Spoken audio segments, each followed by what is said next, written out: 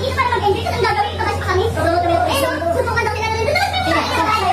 Babae yun? Ikaw kaya yung na yun? Ikaw yan. Ano ba pinagawa? Ano pinagawa mo? Hindi ko kaya. Hindi, ano pinagawa mo?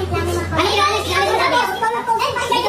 Di ba Martin malakas? Ginamit nyo lang mga kanyang ulo pang pagdagdag yung chocolate. Di ba yan dahil naghintay sila ng isang oras at gutom. At lalo ginamit yung mga staff para mag-alis sa inyo. Tapos bakit inabot? Nisip kong dumi. Nag-abot ako ng 3,000 last money claim. Kanina. Ano pinagawa mo? Sino ba kayo dito? Sino kayo dito? Ha? Bakit hindi ka nabigyan? Ay, pumunta kami dito para tumulong at i-promote yung doon. At kapag naman ako, tumutulong kami. Sino ba nagawa ganito? Ha? Ba't pinapayagan ninyo yung mga ganitong staff ng munisipyo? Eh, dapat kayo may tumulong na bigyan.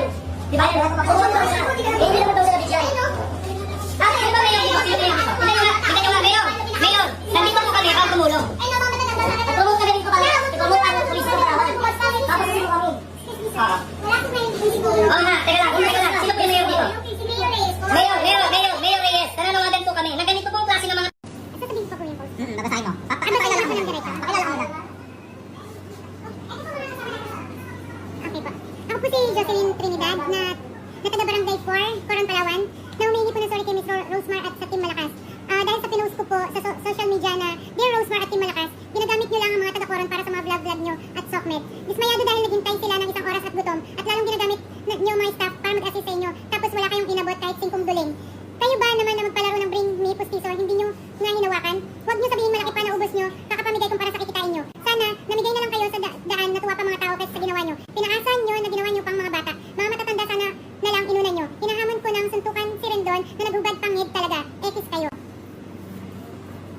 Magandang hapon po. Ako po si Jocelyn C. Trinidad ng Coron, Palawan. Humihingi po ako ng tawad sa Team Malakas dahil sa ginawa kong masamang pagpo-post sa social media para po sila ay siraan dahil sa hindi po ako nakatanggap ng tulong galing kay Miss Rosemar at Team Malakas. At humihingi din po ako ng tawad sa paghamon ng suntukan kay Mr. Rendon. Sana po ako ay nakikiusap sa inyong lahat na sila po ay patuloy niyo pong suportahan sa kanilang pagtulong sa tao. At humihingi din po ako ng tawad sa mga taong nasagasaan ng aking maling pagpo-post po. Sa aking mayor at sa lahat ng opisyales, humihingi din po ako ng tawad sa aking nagawa. Para po kay Miss Rosemar at Team Malakas, patawad po.